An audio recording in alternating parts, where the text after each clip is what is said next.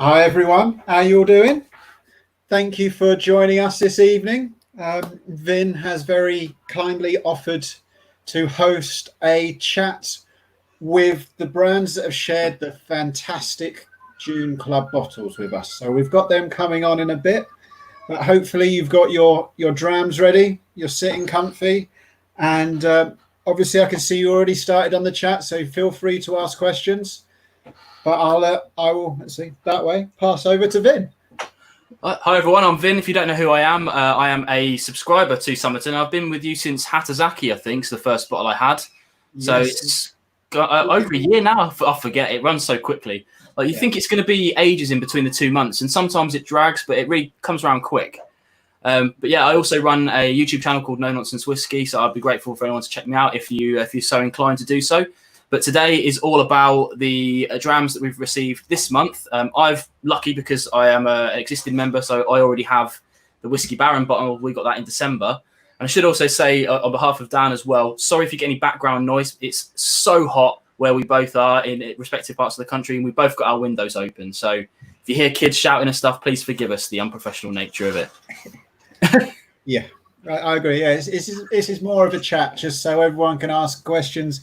I know we're going to also do our club, like what I described last time, is our pub evening where we get everyone on a Zoom call and chat together.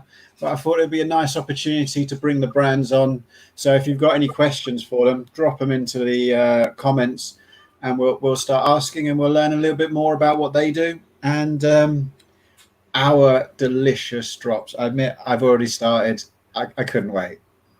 So also here, should we get Ed in? Let's get Ed in. I think that's a good idea. There we go. This is Ed. Hello, hi everyone. How are we all?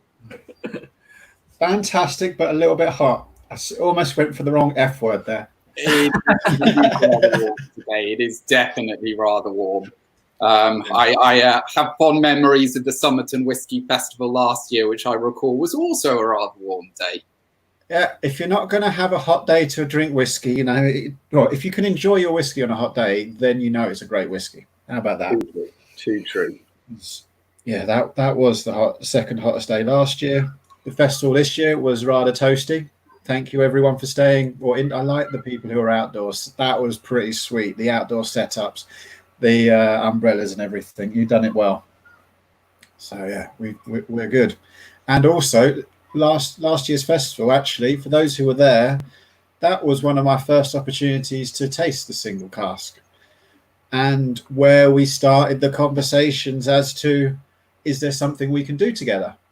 Now, obviously it's taken a year, but we have our single cask. We're here, absolutely, yeah, and hopefully worth the work and the wait.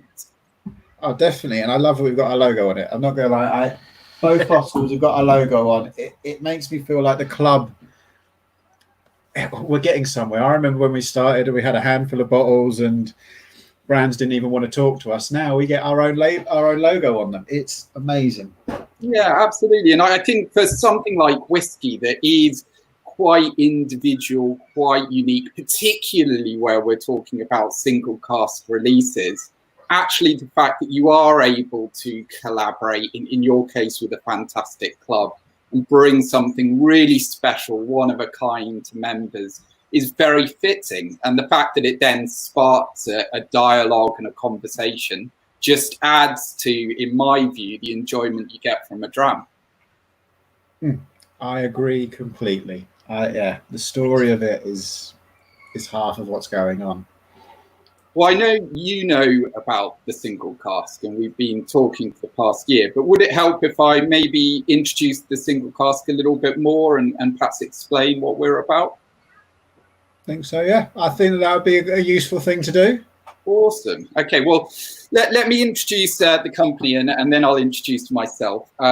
We're an independent bottler that specializes in single casks. We were actually founded out in Asia. It's quite a fun story that I think many of us could associate with. There's a chap called Ben who was working in the whiskey trade, representing some of the big brands out in Asia. And Ben found that as he progressed on his whiskey journey, the whiskies he particularly enjoyed and loved were those that were quite special and unique, those that were the single cask releases.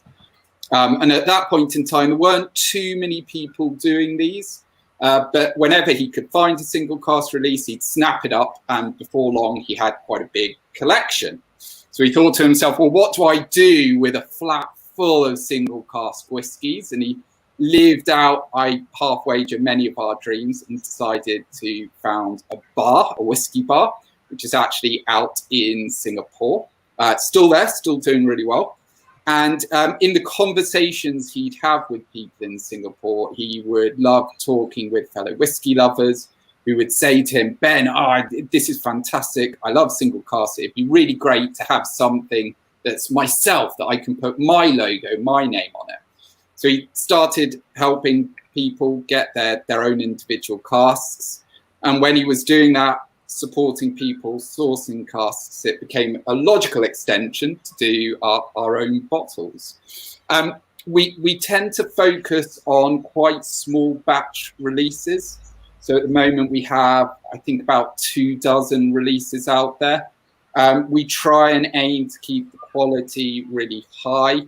We're under no pressure to do lots and lots of bottling, so we can be quite picky and quite choosy. And what we particularly look for in the casks that we try and select are a combination of 3 different things. So one of the things is a great exemplar of what a particular distillery does well, something that you can put in front of a friend and say, this is what X, Y, and Z do so well. The second thing we look for is a really good case study in a particular maturation approach. So again, when somebody's saying to you, oh, what's the difference between ex-bourbon or sherry, or explain to me wine finishes, a dram that, again, you can pour for your friends and that really brings those techniques to life. And then the last is a dram that's unique or unusual, something that you don't necessarily see every day. And what we love doing is finding casks that fall into those 3 categories and sharing them with fellow whiskey lovers, just as we've tried to do for this particular bottling. I love that. It's all about the quality. That's one of the things I do remember when I first tasted it. When I tasted a couple, and then when they came to the festival, there's that whole range, and it was the quality part of it. It just shone through. I wasn't. I'm not the biggest peat head. I do like a little bit of a smoky flavour, but every single peated whiskey that was on that table, I get it. That is, even if it's in my style, that is the one. So I do like that, and the not your regular is quite useful for us, because that's what I try and do with what we're doing. I mean, it won't be every month, but it's always going to be great whiskey. That's the key thing. So yeah, very happy to have a little bit of a combination this time round. I've seen a few questions. There's a question or two, yeah. I'll throw them up on the screen for you. First one comes in from Whiskey Shared, and he says, because obviously this is not a cask strength version of a single cask, what was the strength of the Glenor before it was watered down? Yeah, good question. So from memory, it was around the 58% mark. So when Dan and I were trying to decide what to choose, how to present it, what we wanted to do, we got a few samples and we tried a few different options. We particularly liked this cask. And what we did with our sample was try it at different strengths. Now, this is slightly a matter of personal taste. I recognize this. But for Dan and I, when we took it down to the mid to high 40s, we thought it really balanced some of those flavors we were getting. So it brought to the fore those very delicate green fruits, and it balanced against a nice, very gentle, subtle sweetness that you get. I describe it almost a little bit like icing sugar. That's the strength we particularly enjoyed it at, and that's the strength ultimately we went for. For me, it works, especially because of the summer nature of it. And I admit we were aiming for April, but it seems that the lockdown has actually done us a real good favour, because this is a perfect summer dram. You're not going to lie, we were going to have a peated whiskey for this month, and I am so glad we didn't go down that route, because that would have just been the wrong direction completely. Yeah, I mean, I'm a big believer that whiskey is just like wine or beer. And I wager if we were in a pub talking to our friends who are maybe less familiar with whiskey, they totally understand and recognize that wine is multifaceted. There are lots of different types, lots of different styles, and those different examples suit different moods, different occasions, different foods, different seasons.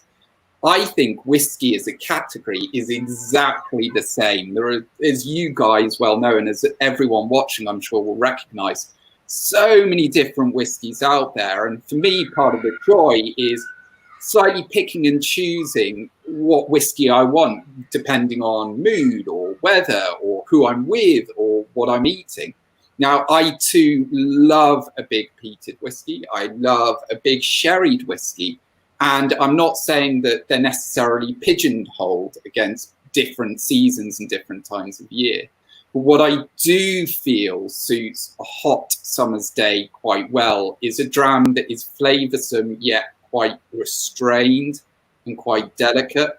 And I actually think bourbon cask maturation is sometimes slightly overlooked. You know, we talk about the big finishes, we talk about big sherry bombs. But for me, a real classic traditional ex-bourbon cask can be beautiful, particularly as it happens when it's really hot outside. Yes, I agree completely. The other things I liked about this, just so people get some of my decision making, is the light colour of it, because it's something we touched on last August with the, I'm going to say this wrong, I always do when it's on live, but Craig Lackey, that it was almost water-like in its colour, but there was so much flavour to it. And we keep on getting told how colour is, you know, it's got to be darker, it's got to be darker. Yes, the sherry influenced ones, that they go that way. The port finished ones, they go that way. But the beauty of this is it's a really light one, but it's got a lovely flavour to it. The same with it's 5 years old. A lot of people think a number is really important. It's got to be 10, it's got to be 15, it's got to be 20. But why? And if it's a nice whiskey, it's a nice whiskey. You look, there are some distilleries now that on purpose keep away from age statements. They just go for the flavour of what they do. And that was the nice thing with this. It's like, yeah, it's 5, yeah, it's light, but it brings a hell of a lot to the table that you wouldn't really expect if you just looked at it and looked at its stats. 46%, 5 years old, really clear what you're thinking's in there. You open it up and you get this whole bouquet of aromas coming out of it. You know, there is that spice to it. It does have that. It's more than 40%, you can tell. And that's part of what we're trying to do with the Whiskey Club, is make you think again about the preconceptions of whiskey. So yeah, thank you. Absolutely, yeah. No, I mean, a few points I'd kind of echo. The first point around colour, yeah. One of the things I believe quite strongly is that whiskey is a natural product. It varies massively. I know we're talking about single cask releases here, but in general, whiskey varies massively. And one of the attributes that varies is its colour. And I think that's beautiful. I love the rainbow effect. I think it's part of the whiskey's fingerprint or individual character. And I really enjoy and appreciate that. So this whiskey, as with all the whiskies we produce, is natural colour. We don't add any caramel. It's also non-chill filtered. Again, all our liquid is non-chill filtered. And we're quite proud of the differences and the natural variation. I think the other point I'd echo is around not getting too hung up on numbers or stats. So we believe in being really transparent. So we will publish the details on each bottle. We will try and keep it as honest and transparent as we possibly can. And we feel very comfortable printing, for example, 5 years old on the label, because the reason we're bottling it has nothing to do with the age statement or with a super trendy distillery name.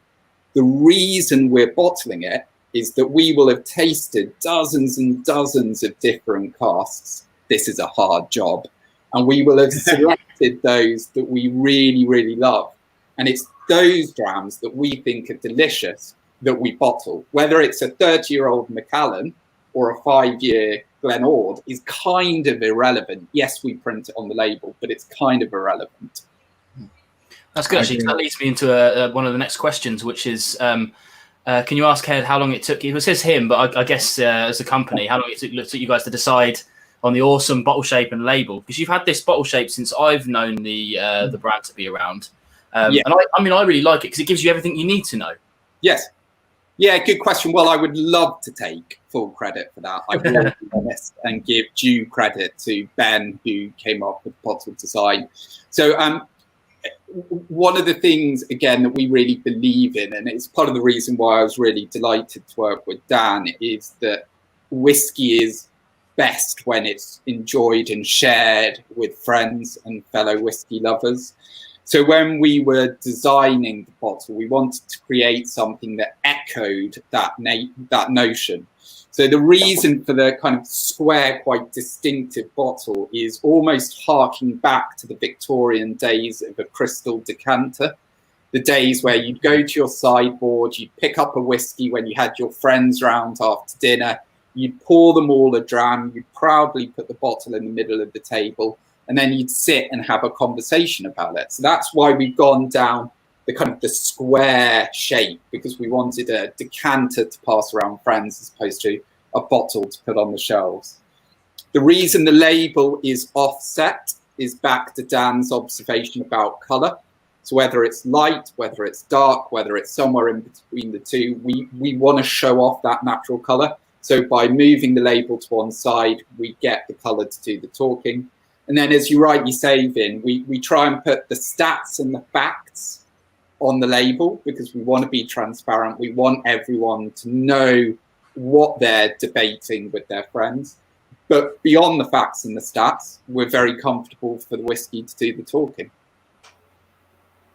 Absolutely, I think that's great. I think the best one I ever tried from you guys was the Glen Talkers 22, or there was the other one as well. I can never remember the name of it. It was the one that's made by Loch Lomond. It's got the funky name. Croft and Gia. That's it, Croft and Gia. Stunning, absolutely stunning. Yeah. But those are heavily aged whiskies, but it fits nicely on the shelf next to something like this, which is, like as we've said already, it's just a really nice, gentle dram, but has a really high spiciness on the back end to it as well to keep you interested. Kicks the crap out of most kind of generic space sides, in my opinion, that have a 12, 15, 18-year-old age statement. Just really good. And I'm really glad that you can keep it to like even the 46%, because that's the really real turning point for whiskies, I think, when they can hit that 46. Yeah, I think so. I definitely think there's such a thing as bringing the ABV down too low. And when Dan and I were tasting through the range, we did one of my favourite tricks, which is to take a whiskey to its destruction point and intentionally keep adding water to see where it breaks. And for us, this was very much the sweet spot. But yeah, I think you're totally right, Vin. And again, I'm quite lucky that I do have a selection. But I love of an evening thinking, what mood am I in? And my mood I never think to myself, I want a certain age statement or I want a certain trendy distillery name. What I think is flavour and mood and occasion and food and friends, and having a rainbow of choices and picking the right choice to meet that brief. It's loads of fun. It's fantastic fun. I've got to say, I've just seen David Evans's comment. The Croft and Gia had a finish that reminded me of Baby Sick, but not in a bad way. That is the best statement. It's the weirdest thing I find with whiskey, because I think you said a comment earlier, David, about tobacco. And I remember once I did we had a tasting evening with Jake, who's coming up later, and I tasted ashtray. And in any other walk of life, that would be disgusting. But it just, there's just this hint of that, that's what's the great thing about whiskey. Things that should be bad are actually fantastic. Who knows why? But I'm not going to complain. That's all I can say. And it's writing tasting notes is always in part fun and in part quite challenging. But the way I try and do it is almost like a memory game. And you unpick your dram and you think, okay, there's lots going on, loads of different components interacting in lots of different ways, but what are the memories I can pick out? And those memories can be really weird, you know, when you read a tasting note about tasting like your grandma's lounge or something like that. And yet, in your mind's eye, it conjures up a certain sense, a certain memory that then helps you digest or unlock the whiskey that you're drinking. Yeah, that is an amusing tasting note for the Crofton Gia, and it is one I've come across before. It has that slight kind of funk to it, not in a bad way, but just in a kind of edgy way that adds a component to the layers of flavour. Yeah, I was doing a tasting recently where we were going through some of our old bottles of a whiskey club, and I had to go, it smells like my old socks. I don't know how else to say this. It just does.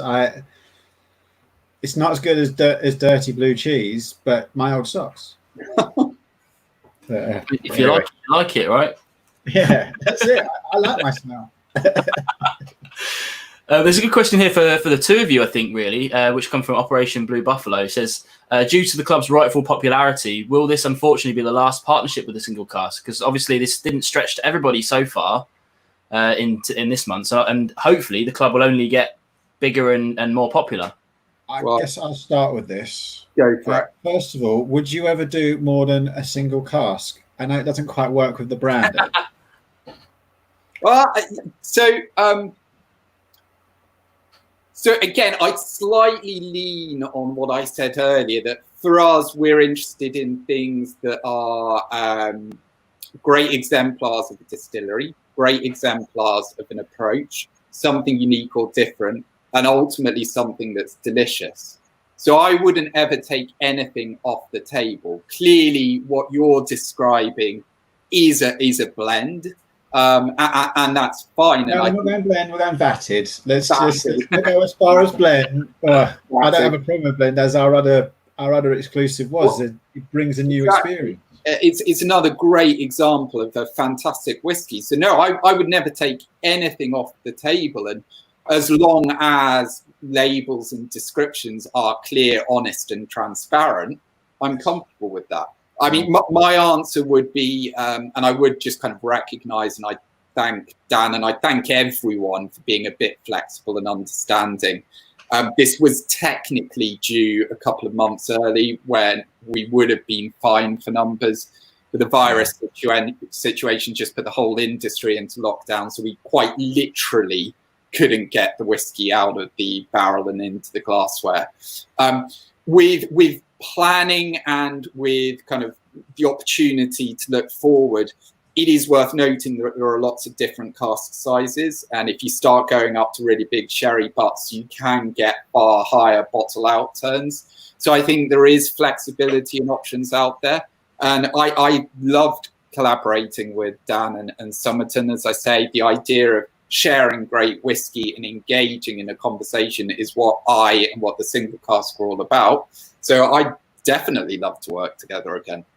Cool. Now I'll go back, because that was the one bit I couldn't answer because I didn't know what you'd be able to do. But Operation Blue Buffalo, you have one potential option there.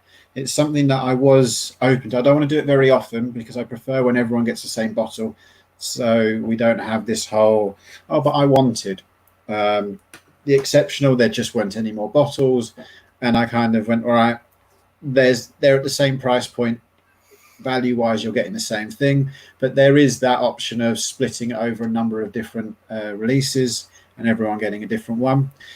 There are two other options. Now this is just very much in my main brain space of stuff that might happen in the future, workload dependent, because the club's quite a lot of work already as it is, but at some point we could go monthly.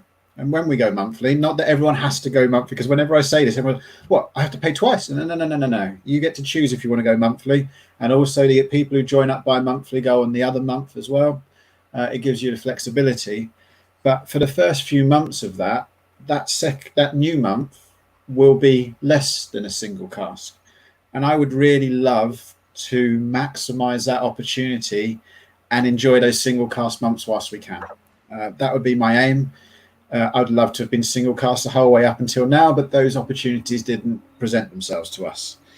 The other option we're looking at, is we may do both. We may just do one of, is doing individual releases separately. So say we have our bi-monthly option, you get 6 bottles a year, but 3 times a year we release a single cask bottling. Then once again, they'll be at different price points. That's one of the things it opens up for us, is different priced whiskies, because there are some bits we just can't touch. I will always try and offer the value we offer, but that different price point opens something up, and then maybe there's another opportunity to do something in that respect. I don't quite know where we're going to go. As I say, it's workload dependent, and seeing how the club unfolds. Every day I kind of have a different view on it and what we're going to do. So there are opportunities, and I would love to work with a single cask again. If anything, just because I know that those bottles, when you put fairy lights in, look fantastic, and I want a few more. Well, I'm glad we're doing this for all the right reasons. Yeah, precisely. It's always good to be able to have a cool bottle that you can reuse. I mean, you can probably see in the background here, I've got my 2 Infinity bottles, and they're not based on brand at all, just like the bottles. You can probably guess which ones they are if I brought them closer. But yeah, it's nice to have bottles that you can reuse in something else. Why not? Yeah, I think both of these two. Oh, sorry, I'm pointing at your. Mine too. So I'm pointing at yours, and yeah, that both of them are, because the single cask is just a beautiful square shape. It's just a lovely bottle that embossed the metal on the front, and then the whiskey brand's got a glass stopper. Who has a glass? Glass stoppers. You don't have. That's got to be an Infinity bottle, in my opinion. Yeah, it's actually. I know we're getting onto it a bit early, but it's a really nice stopper. I really like that.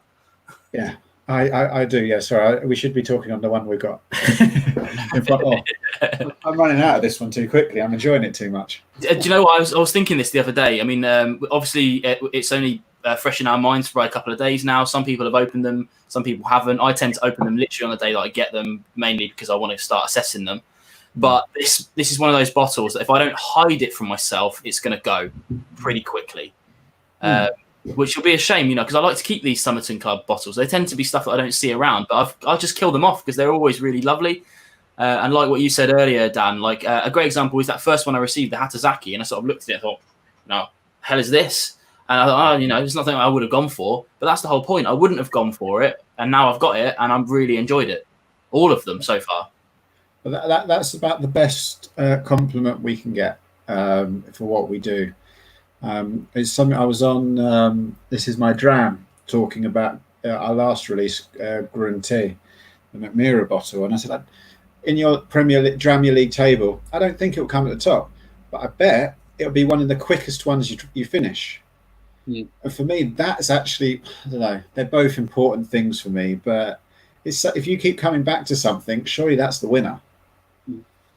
I think it's back to this idea that whiskey has so many different facets to it, and it depends what mood you're in. Sometimes you want to sit and really noodle over something. You want to be able to digest it and break it down and work out, analyze every aspect of it. Sometimes you've had a really long, busy Thursday and you want to sit outside in the late sunshine and relax. And there are different whiskies for each of those occasions, offering slightly different things.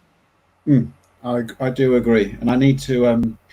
I probably need to change up our bottle of the month to not being such a new random or one we've got to try, and have something just more traditional, 18-year-old, something from a bigger brand, just so you can have that on your shelf. Like, look at what I've got. But if it's varied, you get away with that. If it's that every time, it's a brand you've already seen. It's a brand you've already tried. But sometimes we've got to do that too. It's the journey. Absolutely. I did have one more question as well for Ed. He said, is this the first time that Glenord has been bottled by Single Cask? I think it is, but you might be able to correct me if I'm wrong. I think it is. I've been with the company for about 7 months. So I'm less well placed to comment on years bygone. But certainly in terms of the 2019, 2018 outturn and the bottles we've done this year, we've not done any other Glenords. It's not a super common whiskey to come across.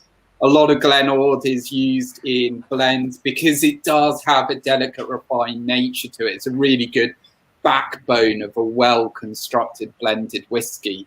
So there aren't so many single casks available. We think the spirit is really high quality. And when we see a cask and it's up to standard, we'll absolutely jump on it. Yeah, it's not one we've got a lot of expressions from.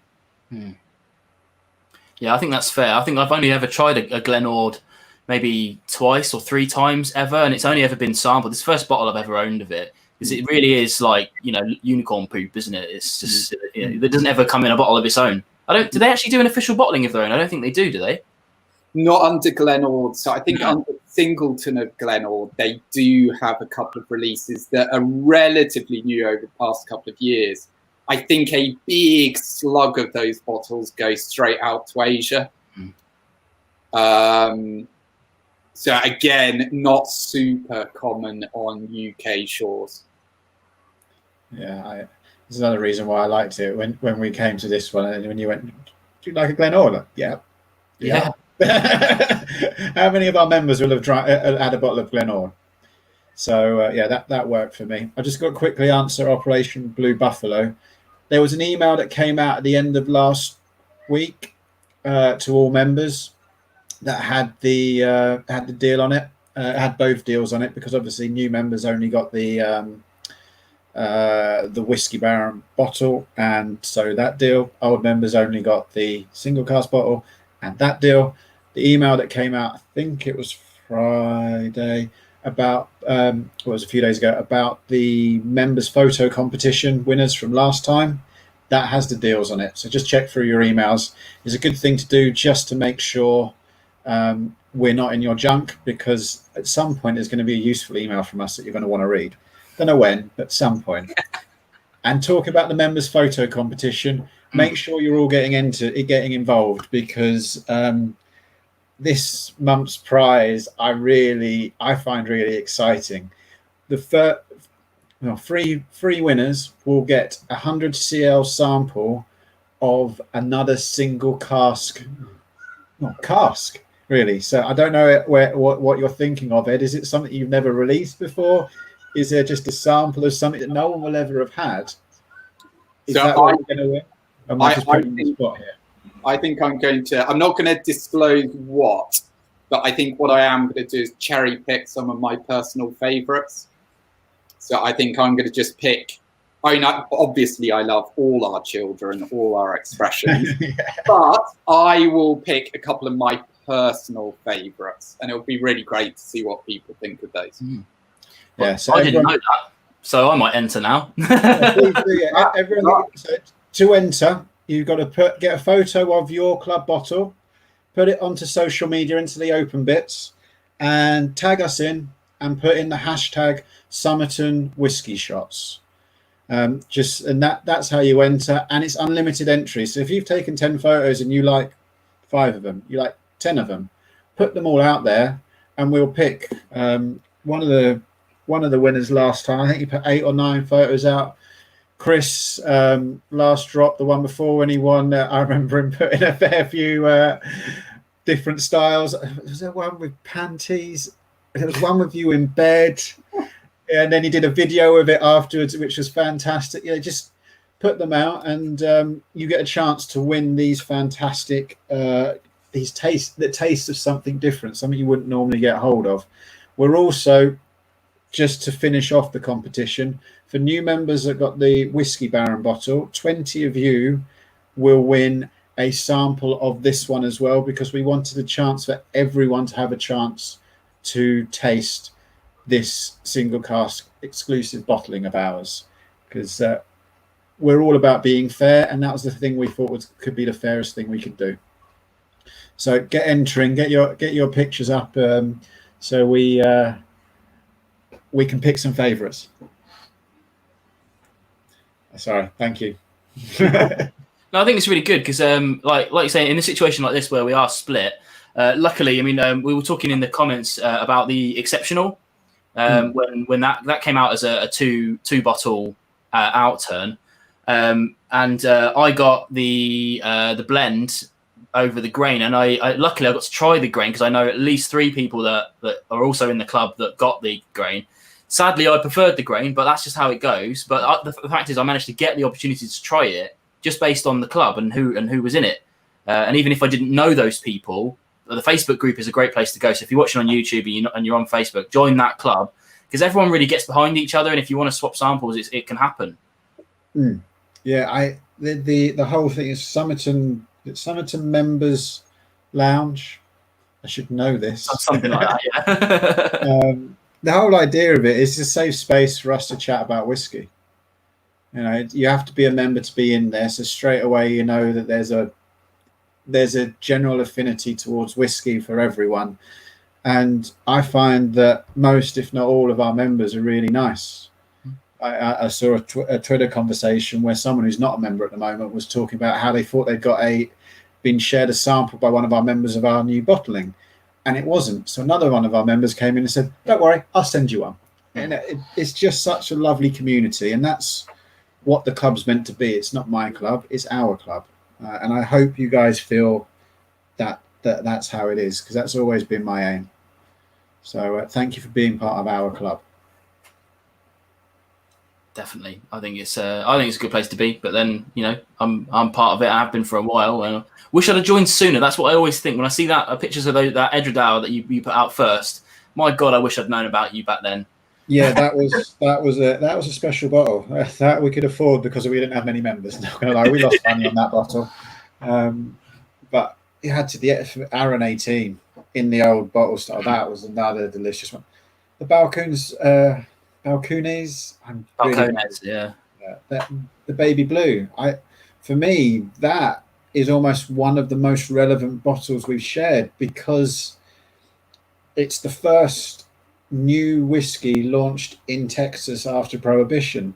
It's the first in the world of made from blue corn. That is exactly what we're about, giving those experiences. I might do True Blue in the future because we didn't have very many members in those days, so it won't be repeated for probably we'll only have like 5 or 10 people who'll get something similar from the same distillery. But you know, it's part of that journey.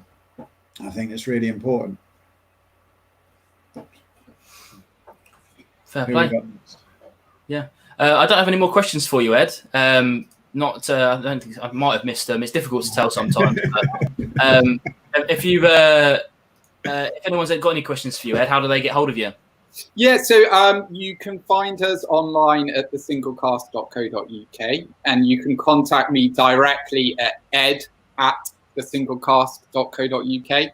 And I spend probably too much time on social media, so you can always find me on Instagram, Twitter, or Facebook. So feel free to send me a DM on any of those platforms. Before you do go, I just realised we should probably talk a little bit more about the liquid, what it tastes like. The whole reason we're here. You're crazy. End on a dram. How would that be? Yeah, I'd love to hear Vin's view as kind of I consider him the expert in the room at all this. Well, if not putting you on the spot at all. So I consider Ed the expert.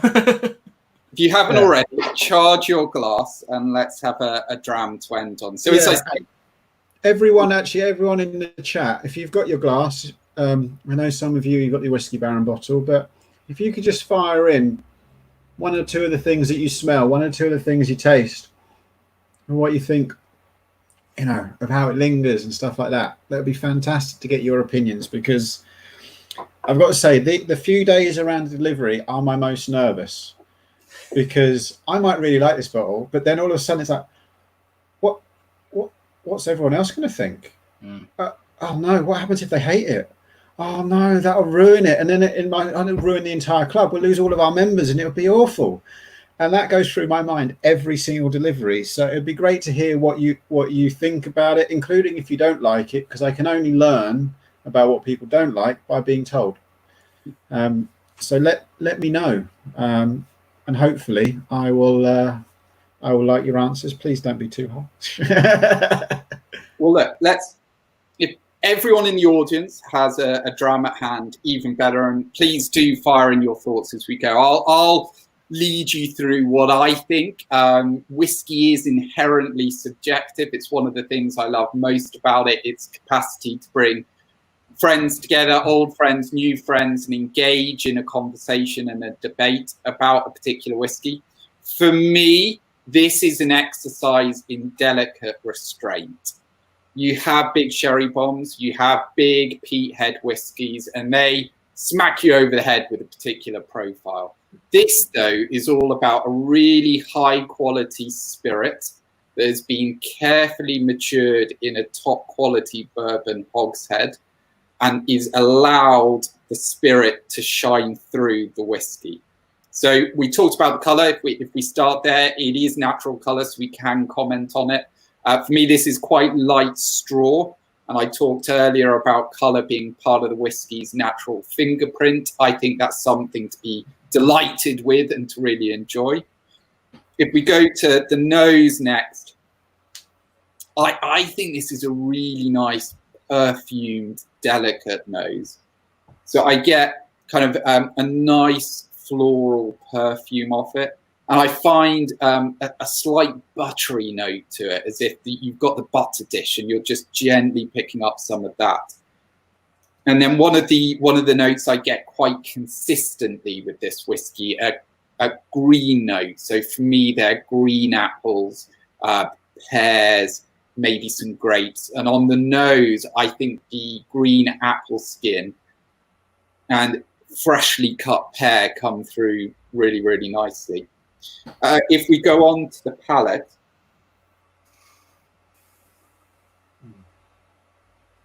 yeah, I definitely get really enjoyable green notes. There's a little bit of grass in there. There is definitely apple, pear, and the grapes are coming through. I think I get a bit of the ex-bourbon cask vanilla in there, which actually works for me with the fruit quite nicely. I get a slight nutty note. I love walnuts, so I don't know whether I'm almost slightly programmed to pick that up, but I definitely get walnuts. And then I mentioned earlier that I get just a very gentle sweetness, a little bit of icing sugar sweetness. And then on the finish, for me, this is a good rounded medium finish.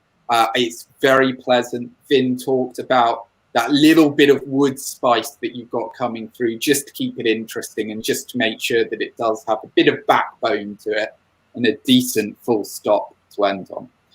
But that's what I think. What do you think? Well, I actually got a really good tasting note, and I've seen someone comment it down here as well, New Dram Drinker. The sherbet, this kind of very light lemony sherbet note on the back end that's really gives it that kind of fruity edge to me, which I'm really enjoying. That's a great note. That's a really good note. Yeah. Melon again. I like that one. Again, it's kind of that green, fresh, juicy fruit theme. White wine. I hadn't realised, but yeah, when I smelt it after you both of you guys had said white wine, like yeah, exactly there. Like, how did I not get this the whole way through? I've known about this whiskey for a few months now. White wine has never been on my mind, but straight away, I've got it. Yeah, cantaloupe. Yeah.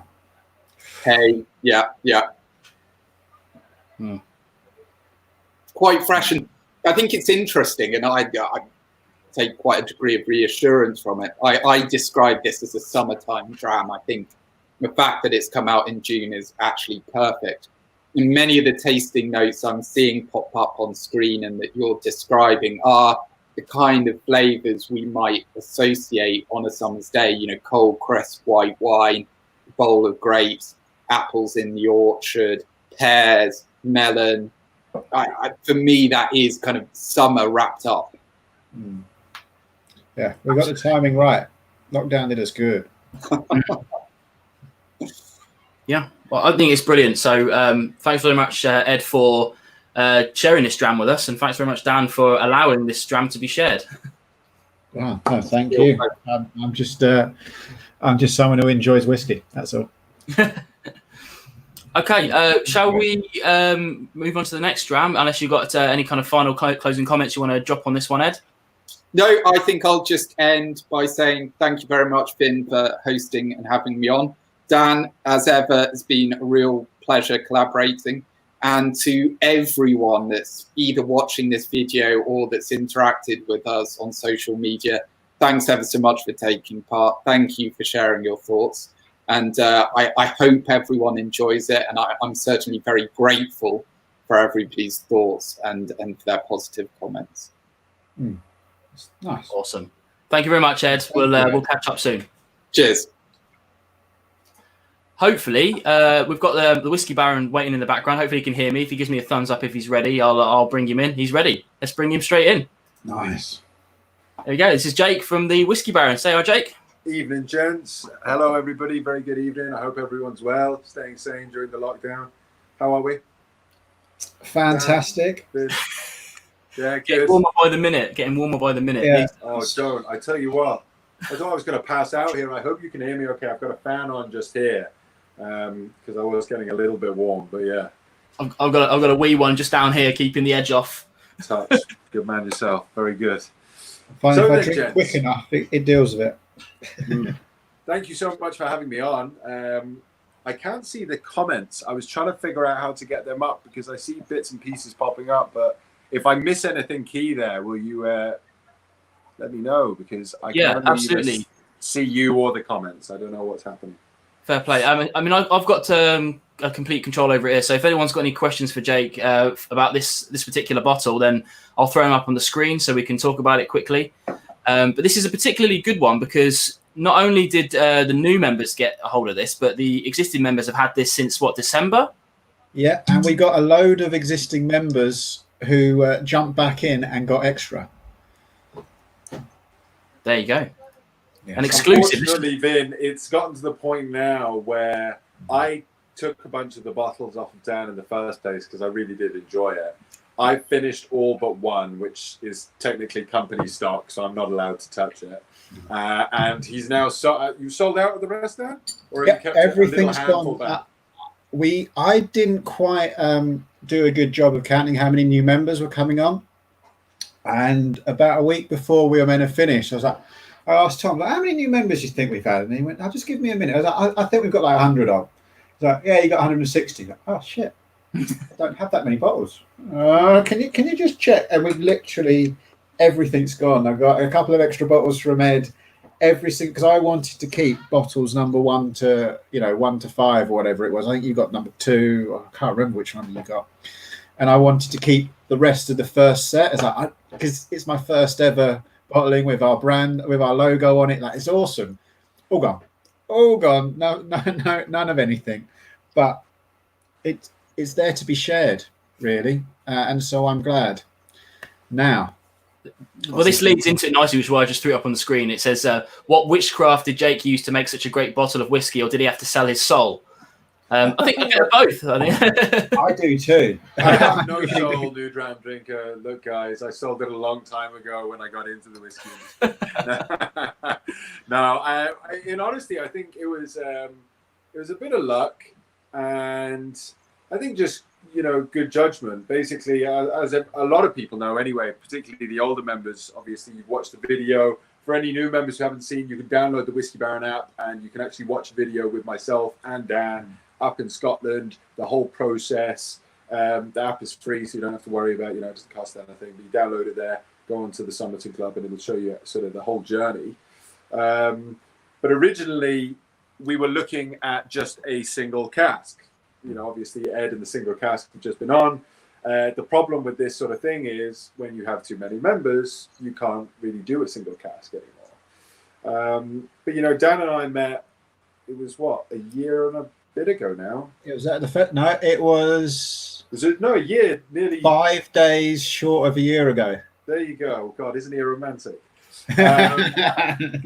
So yeah, our anniversary is coming up. And, we met at the festival, and at that point, he only had, a couple of hundred members. It wasn't going to be that big. Or was it even a couple of hundred at that point? I think we were 100 at that point when we were first chatting, because we'd only just relaunched in March as a whiskey-only club, and we started this new growth spurt because we were doing what people wanted. And so, yeah, we were right early doors. You were, single cask. I'm like, what, a whole cask? Well, that was the plan, wasn't it? And then, I mean, he turns around to me halfway through the whole thing, and it was lucky because we were just about to get the labels printed. And I've got too many members now.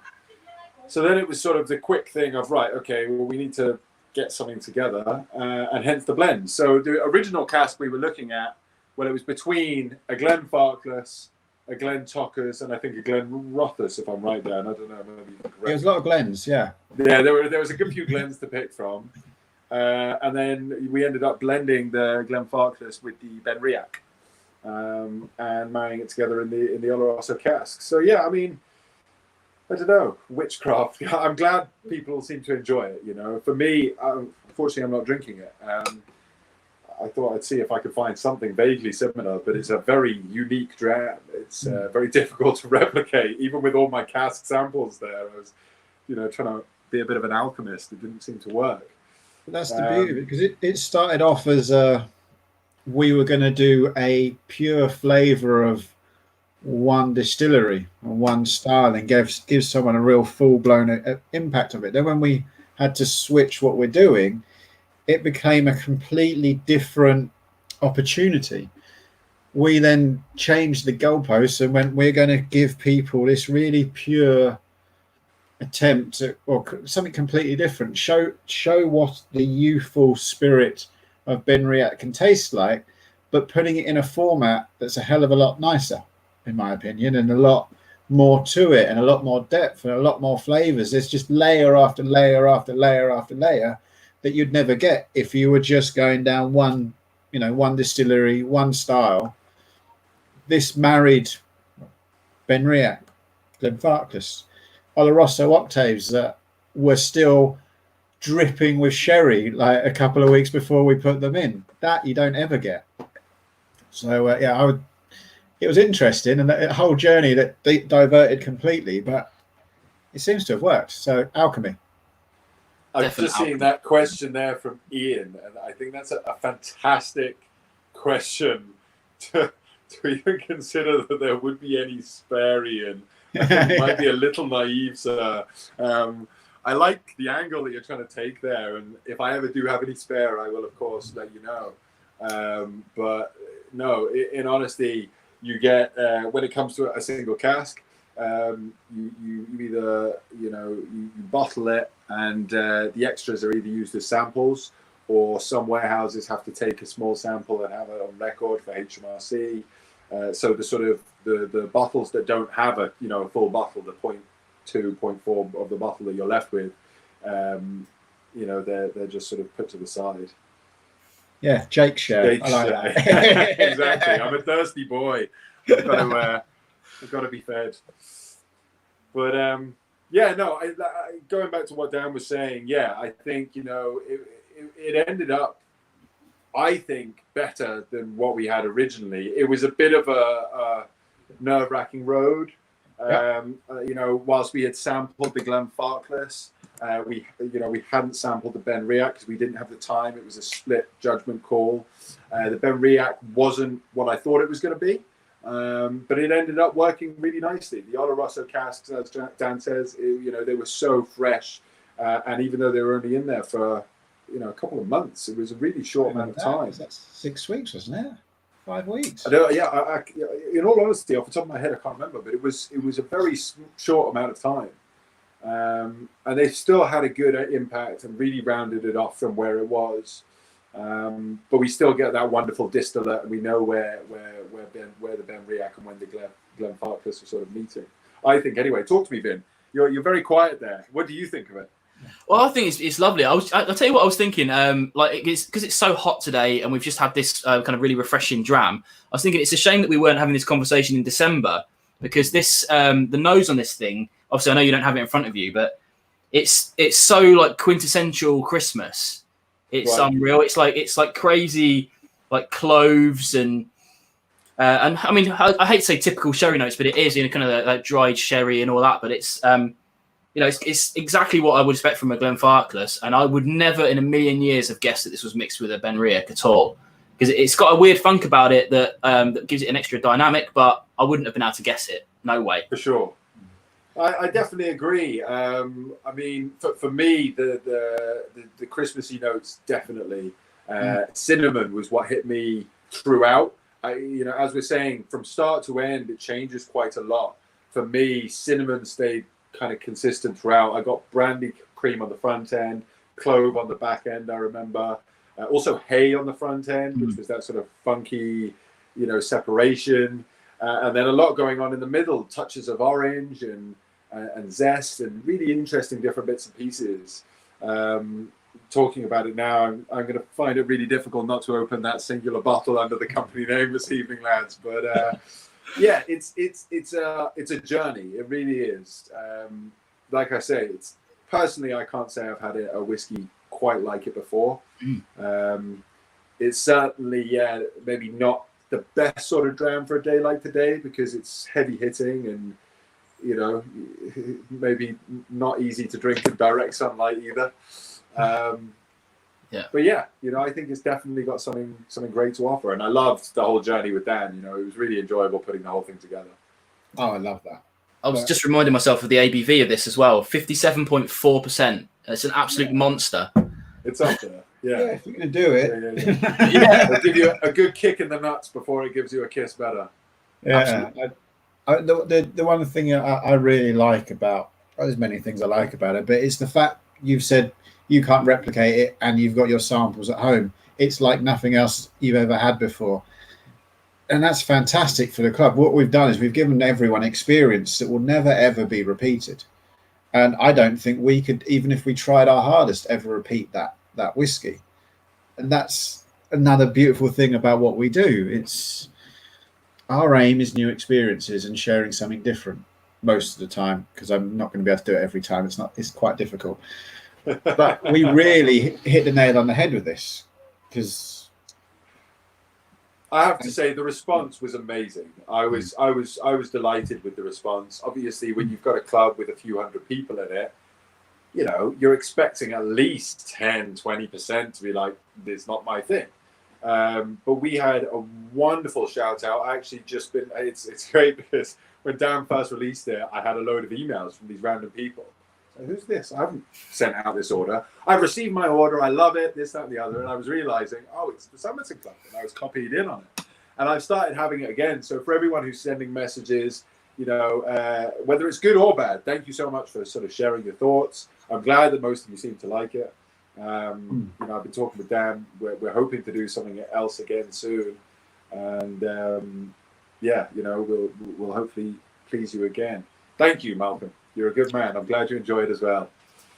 Yeah. Just maybe try and savor your bottle if you are really enjoying it, guys. Bear in mind, there's no more. Just drink it. You've got another one coming in a couple of months. Don't worry about it. Well, I think that's the thing, isn't it? Being part of the internet community, we see a lot of opinions straight out of the bat. And I have to say, I'm just trying to think of every bottle I've ever had.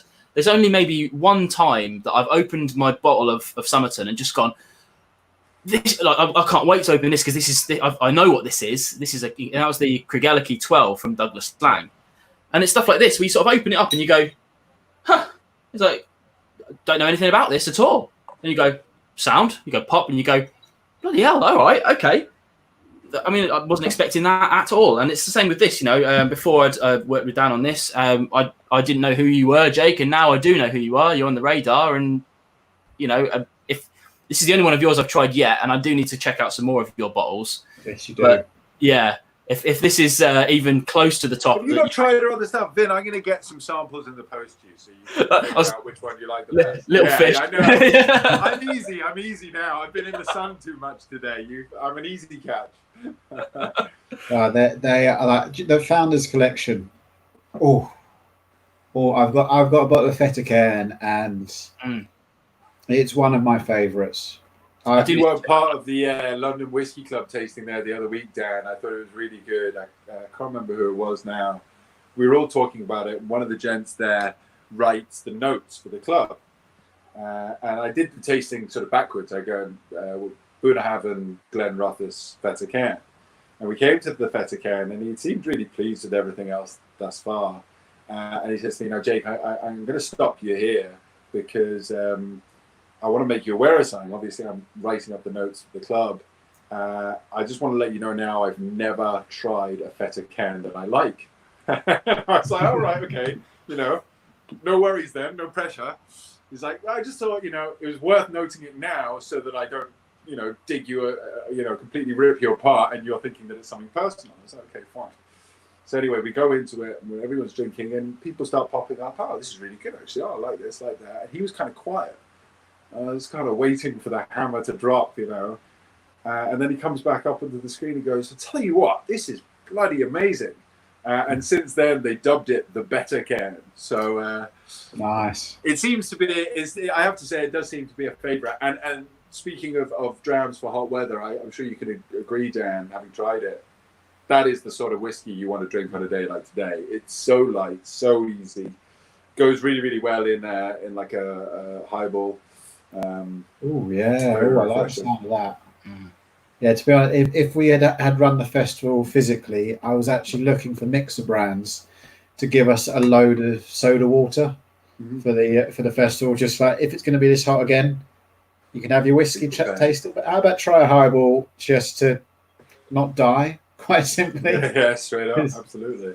You're all right with such a hot day. But you're going on about the whole people and their preconceptions and being worried. This bottle, I was really worried about what Vin would think, because I know how much he likes sherry.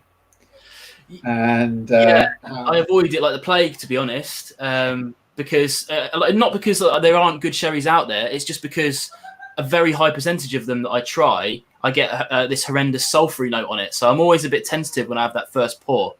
You'll be glad to hear I don't get it in this at all. Well, as you can tell, I mean, that didn't disappear on its own. So... Yeah, so Jake, you have a way of bringing people flavors that they normally would avoid and making them delicious.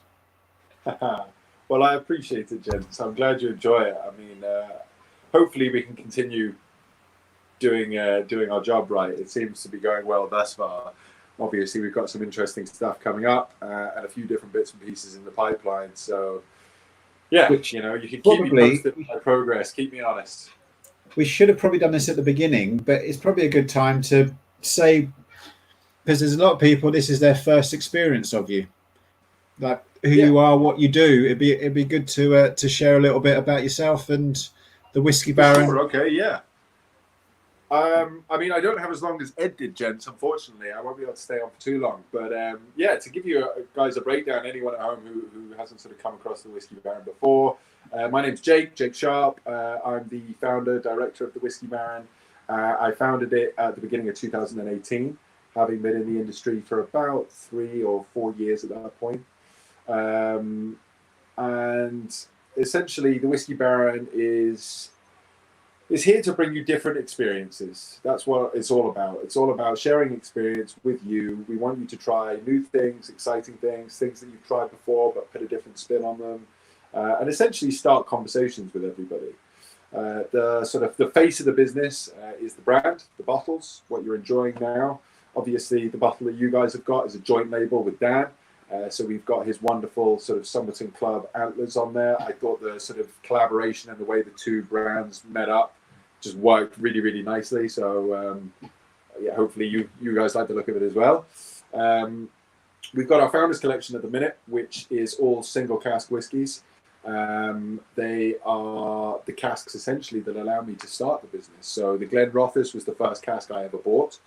I watched it sort of grow. It's also, I know you're not a big fan of sherry, Vin. For me, sherry is my favorite style of whiskey. So sort of having that and watching it grow over the few years that I held it and then bottling it, wow, it was just a really exciting journey. We've also got the Feta Cairn, though, which was actually a cask that my mum had invested in. And then the Bunahaven, which belonged to another client of mine. So that's sort of what we've got at the minute. We've also got some very interesting things coming up from the Founders Collection. So keep your eyes peeled. And we've just bottled 2 expressions under our new Renaissance line. Unfortunately, because of everything that's going on with COVID-19, we are having a little bit of trouble. First and foremost, it was with the bottling, but that has finally happened. Now we are waiting on labels and boxes from China. So we will get it with you as soon as possible, but the two expressions that you can look forward to are a 22-year-old Glen Tockers and a 23-year-old Springbank. The Tockers is in a bourbon barrel, and the Springbank is in a sherry butt. So, yeah, if you want to sort of keep up to date with anything we're doing, we're on Instagram, we're on Facebook. You can go onto our website, subscribe to be the first to sort of find out. We are doing a pre-release of the Glen Tockers and the Springbank, both which will be at a discounted price. And that will be happening in July, I would imagine. That's my aim anyway. The labels we're not waiting on for too long. Go on, Dan, sorry. People might have seen that Glen Tockers. There's a picture of me sometimes on the internet of me riding a cask. Yes. That's that Glen Tockers. It's my cask that you are absolutely, it's just not on. Abusing it. It just felt like the right thing to do. It was a lovely cask. You'll be happy to know, guys, we emptied the cask before he did that, so don't worry. No whiskey was harmed in that picture. Don't worry, I haven't tainted it. Delicious stuff. And I've heard about this Springbank for such a long time. I'm so happy it's coming. Can't wait to taste it. So am I. God, I tell you what, that's one I've been chasing for years, since before I even set up the Whiskey Baron. So, it'll be very exciting.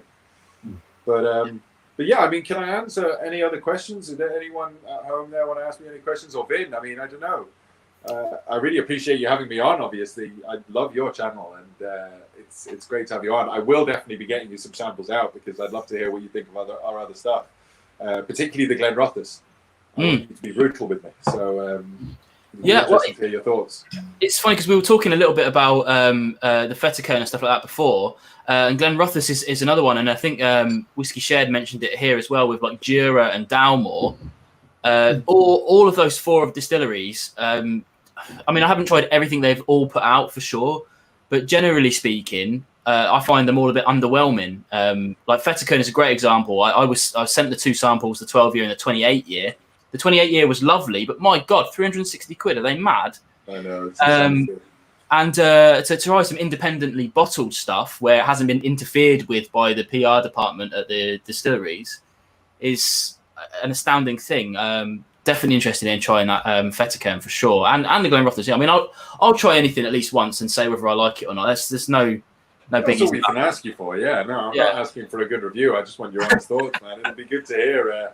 Hear it from somebody who can be critical about sherry and salt. I mean, that one's not Salford, luckily, but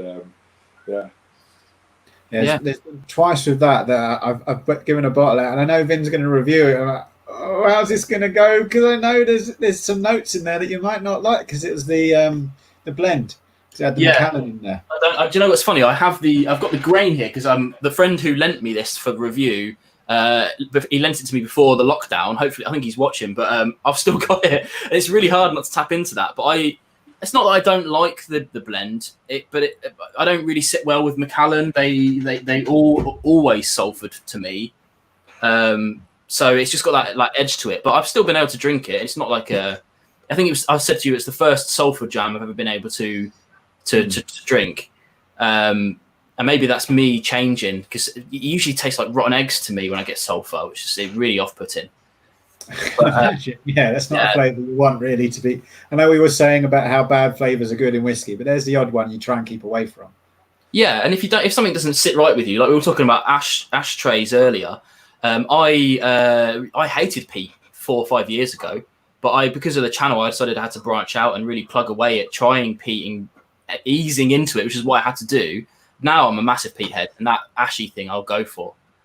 I definitely agree with you, Ben. For me, I have to say, sulphur is an interesting one. For me, I've really sort of warmed to it over the last year or so, and it almost brings me an element of being in the warehouses to a degree.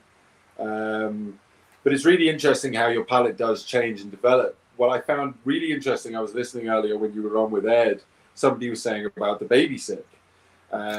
I find it really interesting that you like that though, because so the baby sick is butyric acid. So Bruichladdich is a distillery renowned for this because there is such a high butyric acid content.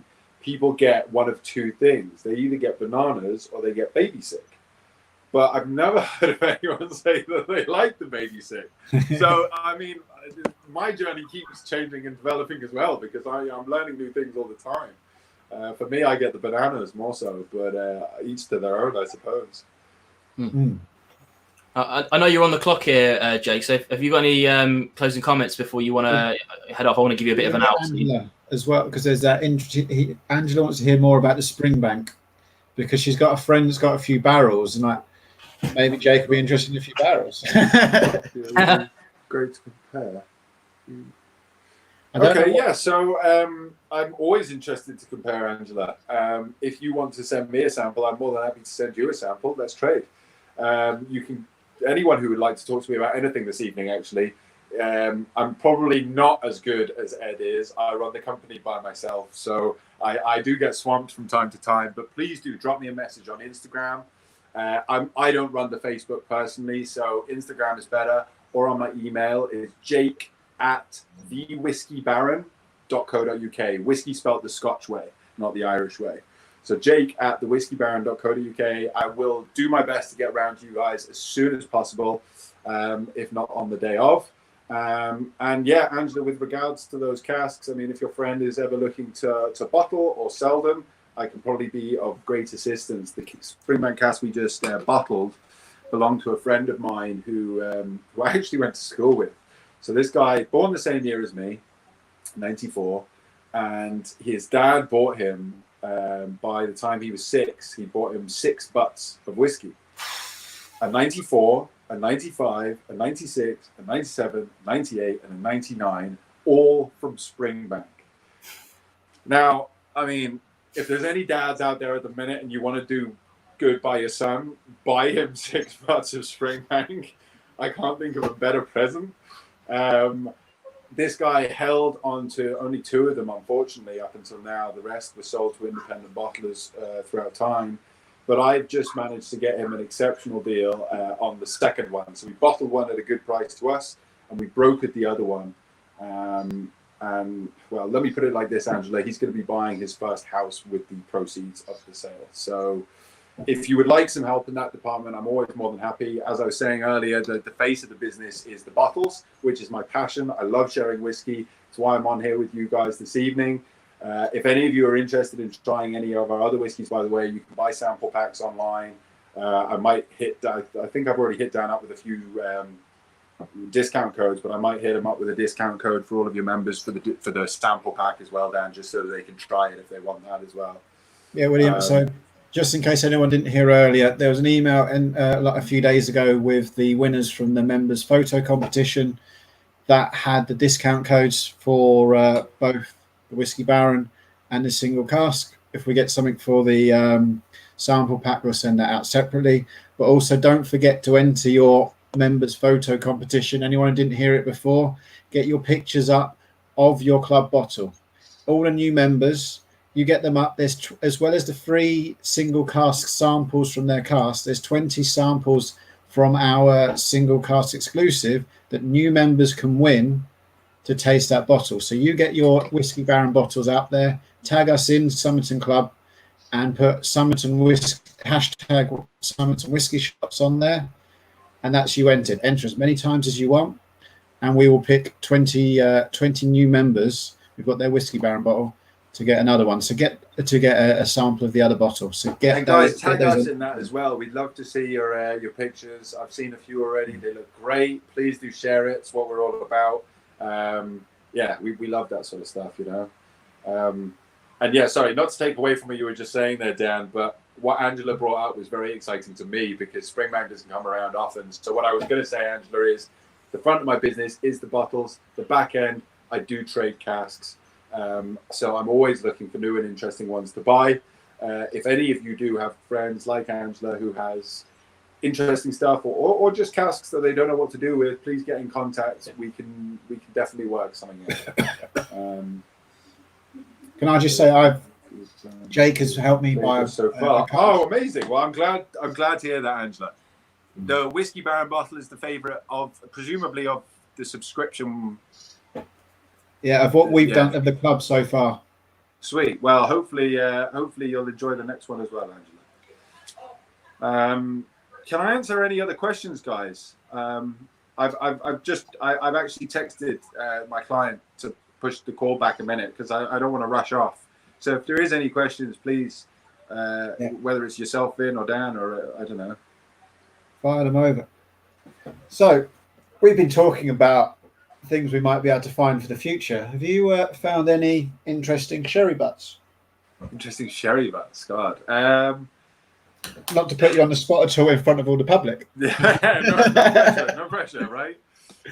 The difficulty with it, Dan, honestly, and I'll be honest in front of everybody because it is it's good to share.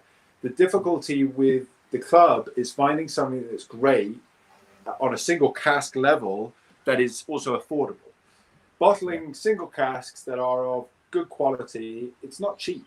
It isn't. And particularly the way we do it with the Whiskey Baron, for anyone who doesn't know the brand, we sort of include an augmented reality experience with all the bottles. We try and include as much sort of content. So obviously with this one, you don't get augmented reality, but you get a video of myself and Dan talking about it and the whole journey up there.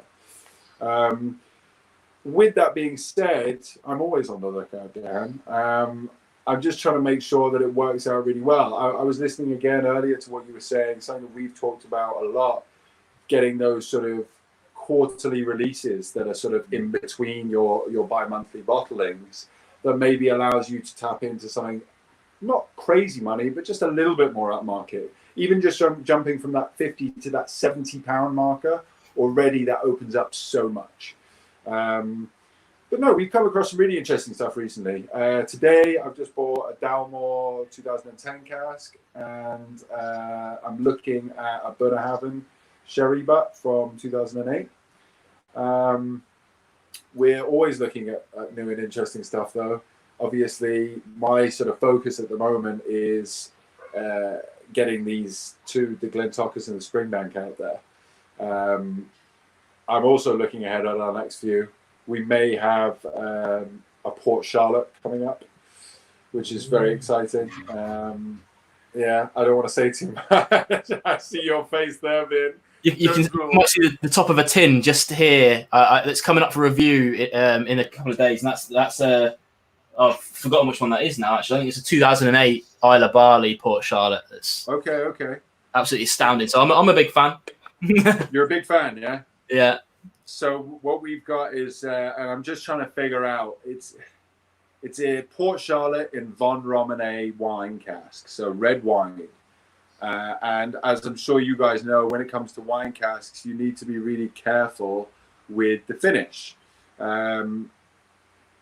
Port finish is a really good question, Dan. I don't at the moment. Port finishes, no. I've got port cask, but not just a finish.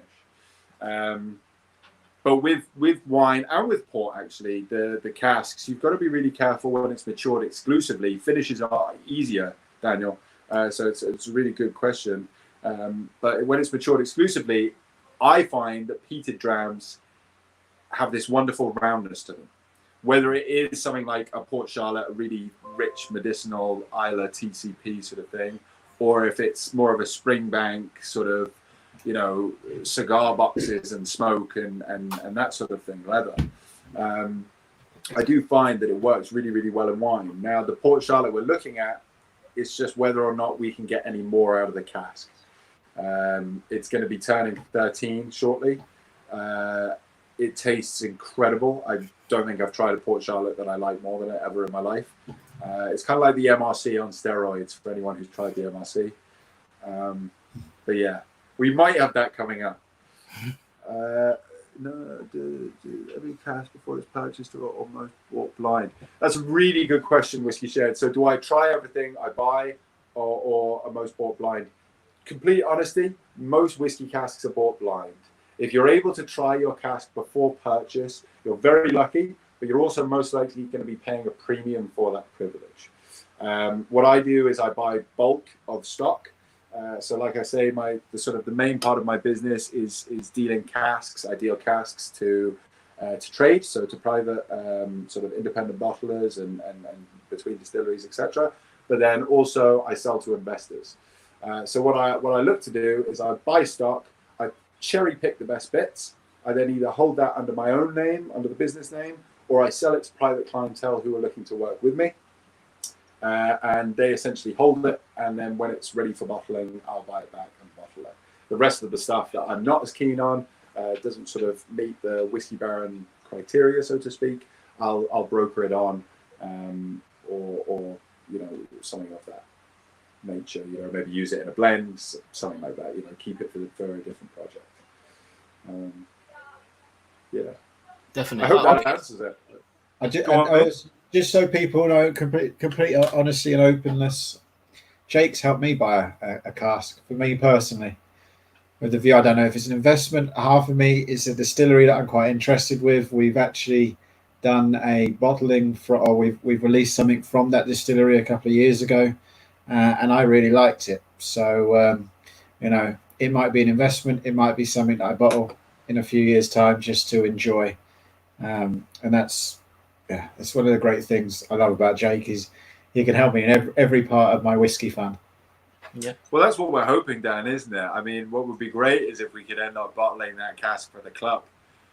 It's a worry now that you've got too many people. Yeah, that's the problem. So, like that it's got to be loading up on a few more casks. See, the same way you reeled me in, Vin, I'm now going to get him on the line. I'm reeling him in. More.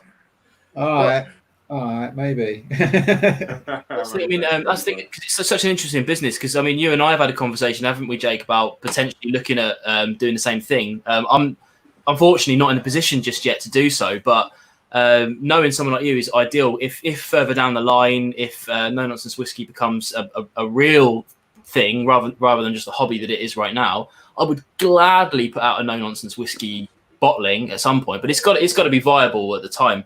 So the minute it's viable, I'll be giving you a call and it'll be happening. I'm looking forward to it, bud. Absolutely. Yeah. And look, in the meantime, we could even look at doing, something like we did with Dan, where it's a joint label, and I can take, responsibility for X amount of it, and you can take responsibility for X amount of it, just to make it a bit more manageable. Because, this is what it's all about, working with guys like you, being able to share it with people like, everyone that's on this evening. It brings a whole new dimension. Whiskey isn't just a drink that should be sat on a shelf and then you have it every now and then. It's to be shared, stories are to be told, and like I say, experiences are to be had, and that's what it's all about with me and with the Whiskey Baron. It's really, I want you guys to have the best experience possible and to be able to share it with you, because if you're having fun, I'm having fun. It all works. That's it. And Angela, Angie, I completely agree. The reason I bought this cask was because it's a distillery that really interests me. I know how little of its output goes into single cut, its own name of whiskey. Everything goes into a blend and that. But I really like what it makes. Why can't I have more of it? So when a cask became available, I was like, yep, I want that now. As I said, it may be an investment. I don't know, but half of me hopes it's not. I just don't know how I'll drink that many bottles. You'll find a way, I'm sure. Knowing you, Dan, I think you would get there eventually. I think it's a challenge. You set yourself a high standard and you go for it. Just like the virtual festival was. I put this number up in the air, which most people told me I was stupid for, and I got there. I did exactly the same with that cask. Fair enough. And going back to what Angela just said and what you're reiterating, Dan, I think it's absolutely right. It's the only way to buy whiskey, whether you're buying casks, whether you're buying bottles. It shouldn't be money that you can't afford. You should have a genuine interest. I see people buying some crazy stuff at the minute, both in the bottle market and in the cask market. And it's a big problem. Whiskey investment is such a positive thing. You just really need to know what you're doing. And also you need to like what you're doing, because if worst comes to worst, you're going to be stuck with a lot of whiskey. Summerton are going to collaborate with the Baron again. I agree with that. So, Daniel, come on. Yeah, respond to your fellow Daniel here and tell him that we're going ahead. Give me a month now. Give me a meet to. Yeah. So one of the key things about the club is is I enjoy it, and I do what I enjoy, and I work and have my friends around me, and I'm lucky enough. I don't know if he does the same, but I class Jake as a friend. I like chatting to him.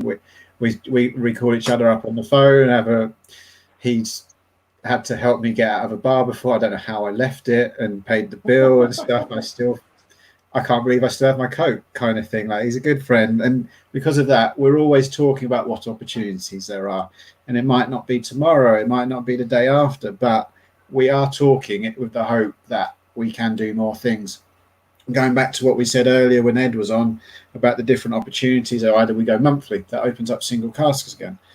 Do we do this quarterly release 2, 3, 4 times a year that people can buy into separately? Now, we have someone here who is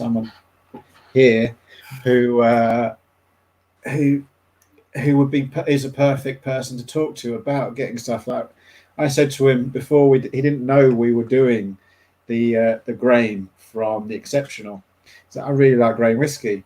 Within a day, I've got this 29-year-old, really good. I've got this 32-year-old I've just heard about, really good. Shall we just have a chat? Like, literally, it's that.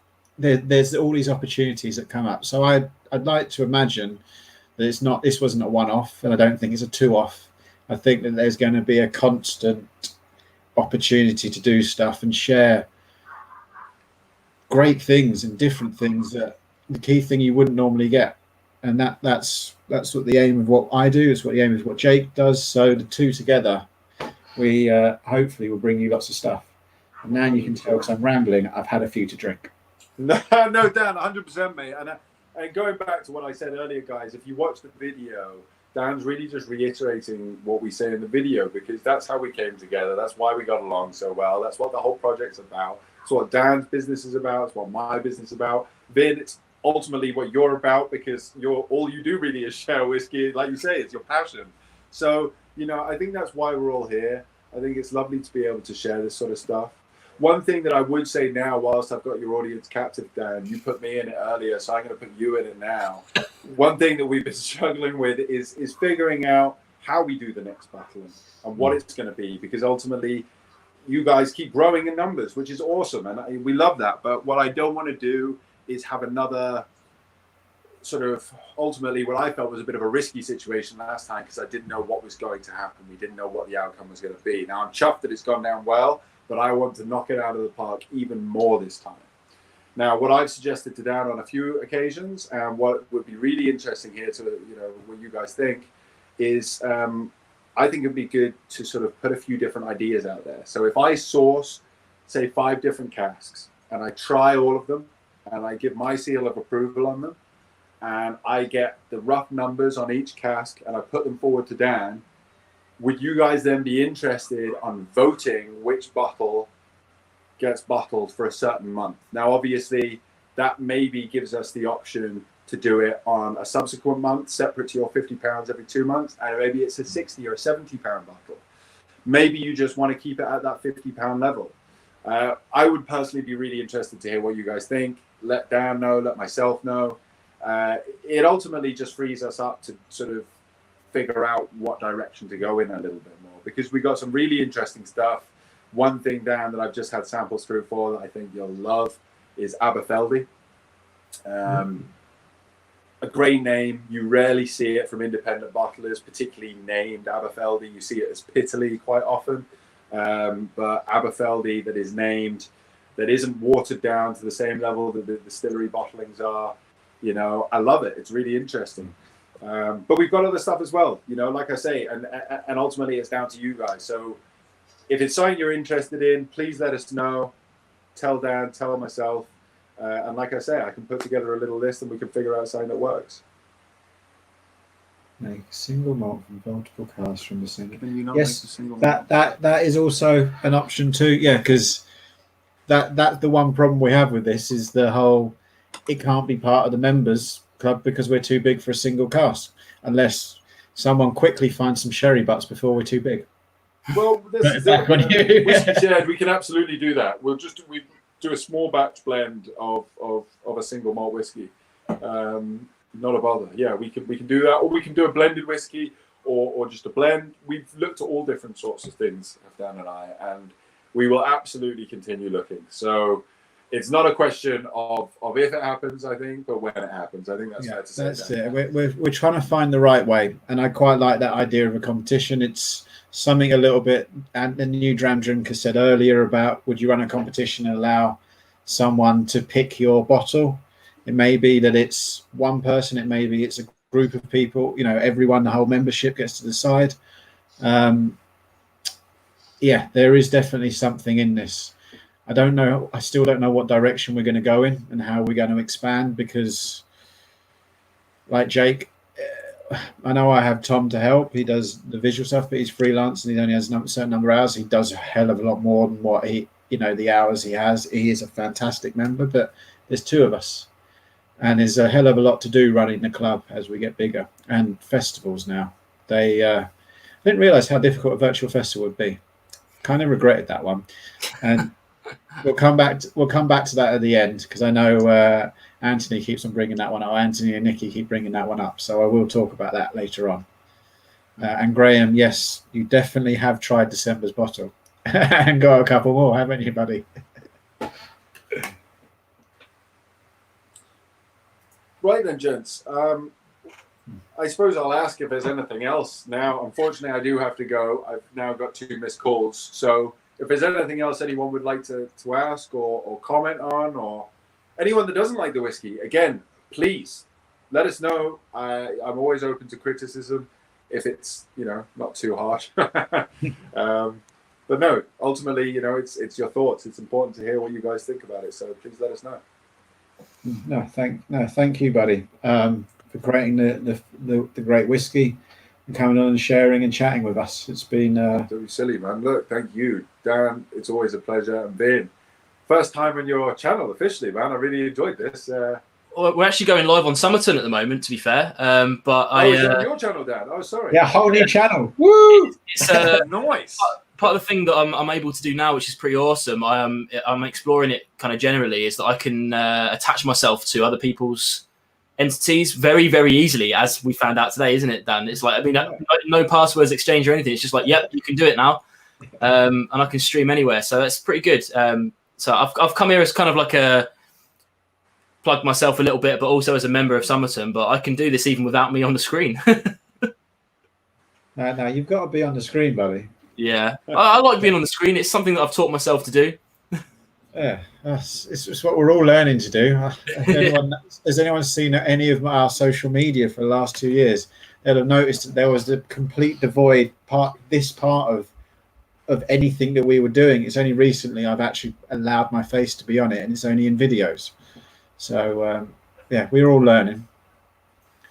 Definitely, I think this little period of time has taught us as a community quite a lot. Like, I remember when all of the events were being cancelled and everyone started losing their minds, like we're not going to be able to drink, and then various little bits and bobs started coming out, and I have to say I think we peaked, maybe not peaked, but at least edged up there with your festival, because that was a true peaked.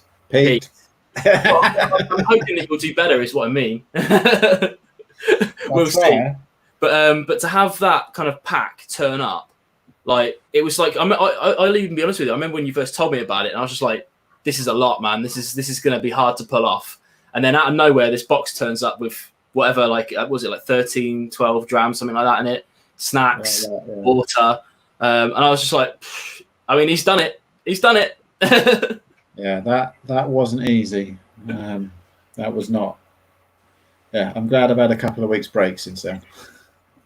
Put it that way. Kudos to you. Yeah, and James, thank you so much for having me. We best let Jake go. I have to go now. Yeah. Thank you very much, Jake. Thank you, everyone at home, for joining in. Like I say, if you do want to get in contact, Instagram, Facebook, if you want, one of my team will pick it up. Or please do email me, jake@thewhiskeybaron.co.uk. Vin, always a pleasure, sir. It's lovely talking to you. Dan, always a pleasure as well. Talk to you probably tomorrow. Have a good one, gents. Thank you so much for having me. Talk to you soon. Yeah, dude. Oh, I think I cut him off by accident then. But yeah, thanks for Jake for coming on. That's really awesome. We're getting some good comments coming in about your festival as well here. Chris Buckley says the festival was amazing. Don't regret it. No, there was a question right at the beginning from New Dram Drinker. Right, you've convinced me to research to see if it's possible. It's not really on me. It's on the brands if they're willing to be part of it and support it, because it's their support that makes it possible.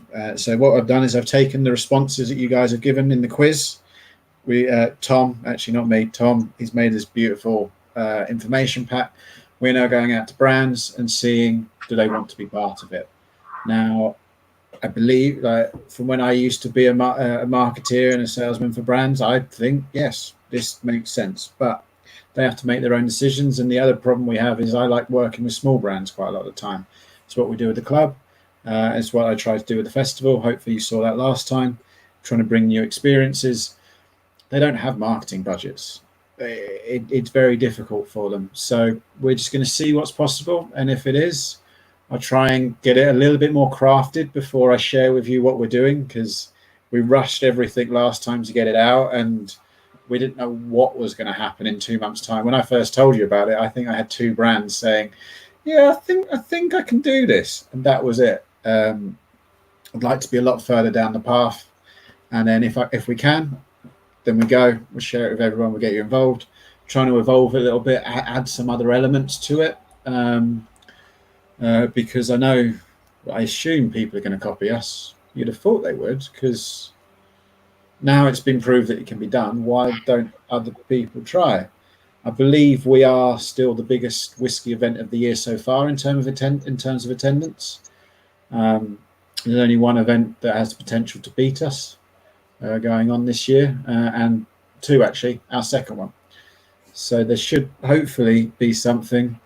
And also, thank you very much for all your support. It wasn't possible without everyone getting on board and going, yeah, I want to do this. This sounds like a good idea. That made it possible. The hard work you put in for it is a lot more worth it when everyone says, yes, I want to be part of this. And you were understanding on the day, which please be understanding next time as well. We will have technical issues. There will be things that go wrong.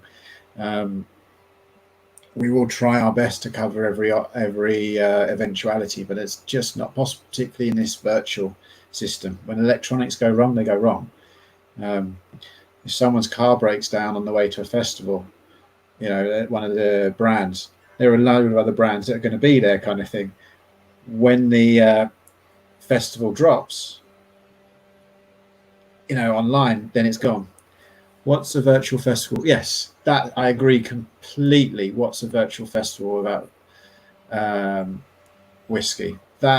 It's a seminar. That's what it is. That was the biggest thing I had when people started going on about these events that they were putting on. I'm not drinking with you. Why do I want to be there?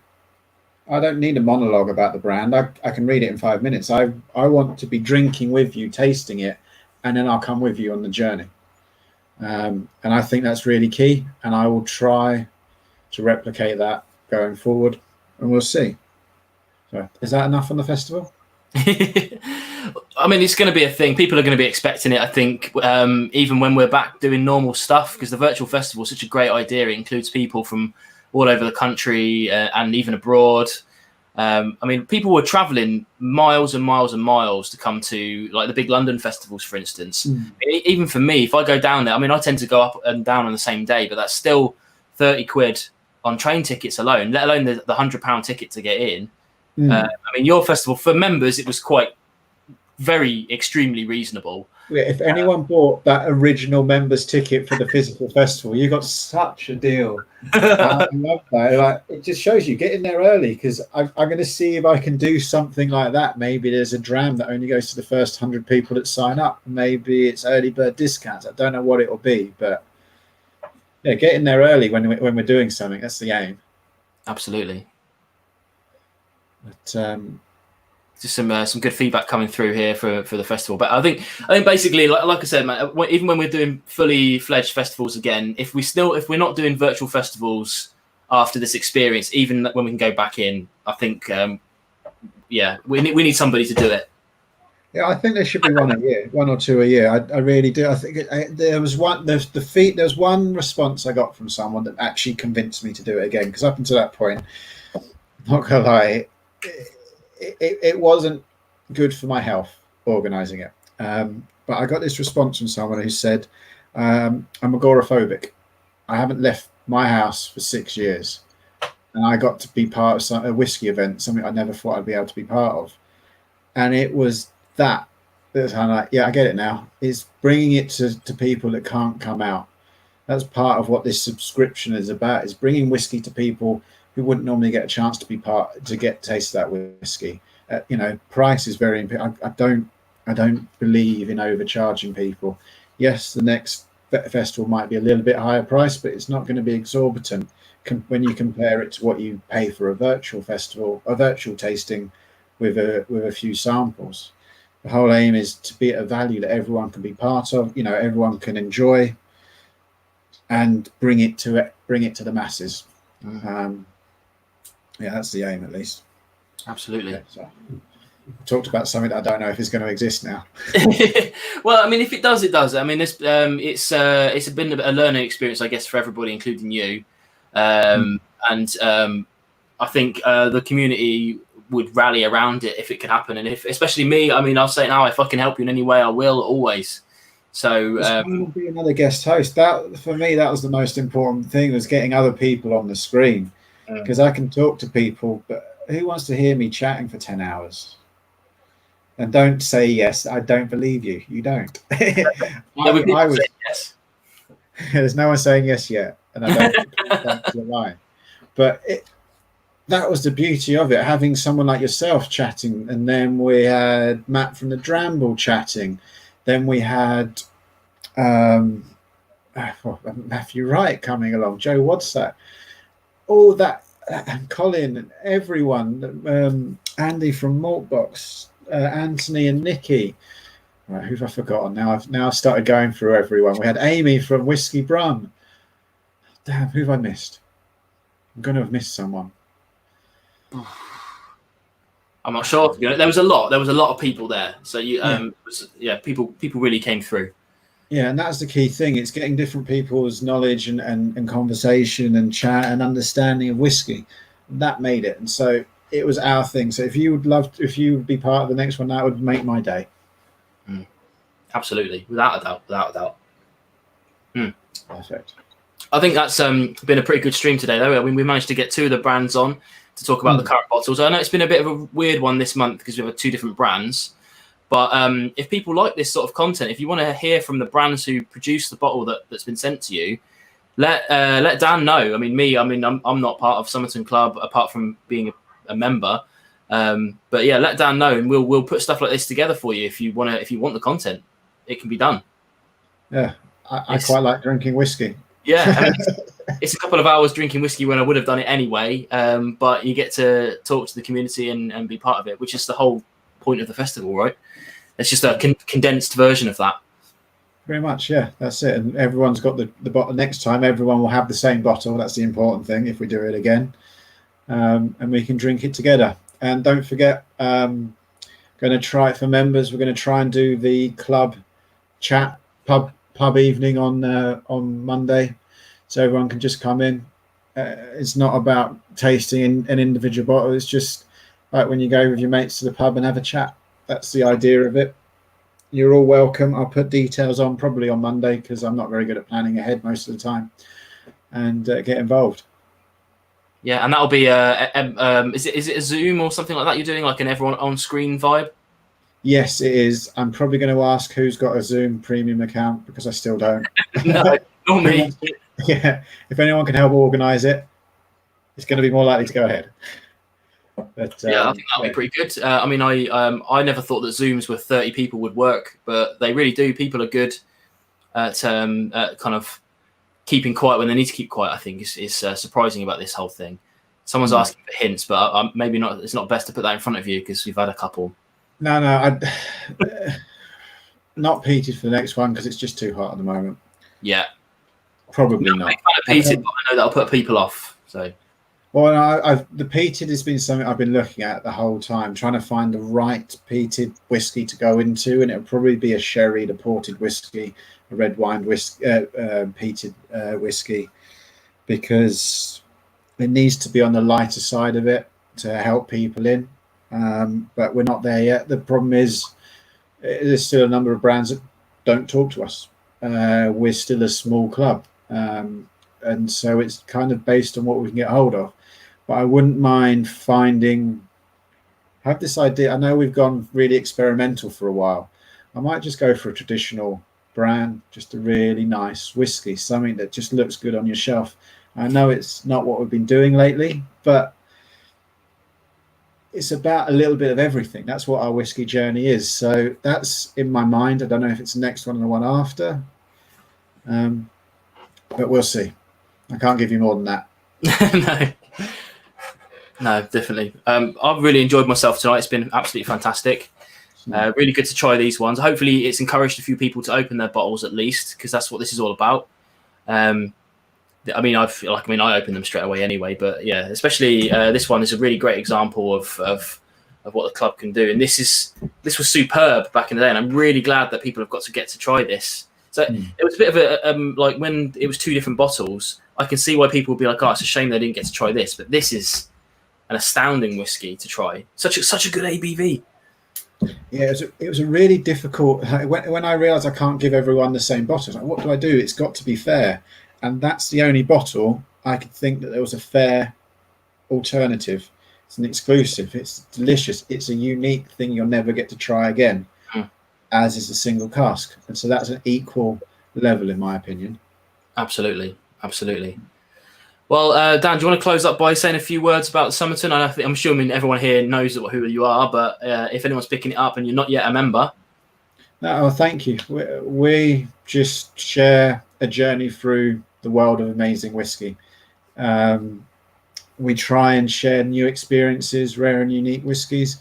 We just try and share different things so that you get to enjoy a lovely whiskey every 2 months. I try. Value is very important to me, so my aim is that you can't buy those whiskies cheap yourself if you can get them, because these 2 are our exclusives. But yeah, it's just about sharing whiskey really, and have a look at what we do. We're going to be here for a while, so if we're not ready for you today, we'll be there tomorrow. We'll be there in a year's time. So just come and check out what we're doing.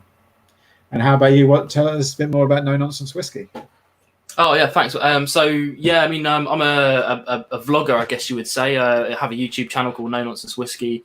The aim of No Nonsense Whisky really is to kind of boil it down to is a whiskey good value for what you paid for it or not. So I don't really care about colouring. I don't really care about age. If it's worth the money that you spent on it, it's good. And that's kind of why I enjoy your club, because every single time I get it, although I very rarely have heard of some of these bottles when they come through, like the Whiskey Baron was a good example. Glenord I've barely tried. The Hatazaki that I first received, never heard of them before. But they've all been good value. Every single one have been good value. And that's really what I'm about. And I try to keep them quite short as well, because I know there's a lot of content. I know we've gone for 1 hour and 48 minutes so far today, but generally speaking, I'm 5 to 10 minutes on my videos. Yeah, they are fantastic. Vin is one of the first YouTube channels I checked out. We've got a few other members who are YouTube channels are fantastic. Whiskey Shared, New Dram Drinker, Last Drop. Thank you guys for being part of this and sharing what you think of it, because you guys, you make such a big part of the whiskey community. You're that tapestry that you give so much to us, and I know you spend a lot of money on the whiskey you share. You talk about, Vin. So thank you for investing in our enjoyment, in our entertainment. It really means a lot to most people I know in the whiskey world. Oh, thank you. Yeah, it's still a hobby, but it's slowly turning into something more, which I'm really enjoying. I can't believe it. Every time I hit a new milestone, it's always fantastic. So I'm just glad that people want to follow along with the journey. Same with you. People are following on with your journey. People are following with my journey. And it's just been a really fantastic time, especially this summer. Usually summer's pretty low on whiskey, but because everyone's at home, it's become a lot more virtual, which is good for me. I've been enjoying it, and hopefully everybody else has as well. Yeah. Oh, given the circumstances, yes. Definitely, yeah. I mean, don't get me wrong, I'm looking forward to sticking my head in something really cold in about a few minutes' time, because I am so hot. I've got this ring light up here that I mean, it's LED, but it's kicking out some heat, I'm telling you. I swear those windows over there are not bringing any cold air into this house. No, there's nothing, and this fan is doing nothing for me either. So But yeah, I think that's probably a good time to wind it up and go and do that said cold thing. But thanks everyone for watching. Thanks for having me to host, Dan. It's been really good to talk to you as normal. No, thank you for helping organise this. Without you, this wasn't possible. So thank you so much, Vin. And everyone, make sure you check out No Nonsense Whisky's review of this bottle. Hoping it's coming soon. Yeah, I'm going to do it within the next week or so. I usually like to drink a fair amount of it before I do the review, and I'm getting there. So I'll at least I'd say next week probably. Thank you very much. No worries. Thanks for watching, everybody, and we'll see you hopefully in a couple of months. We'll see. See you guys.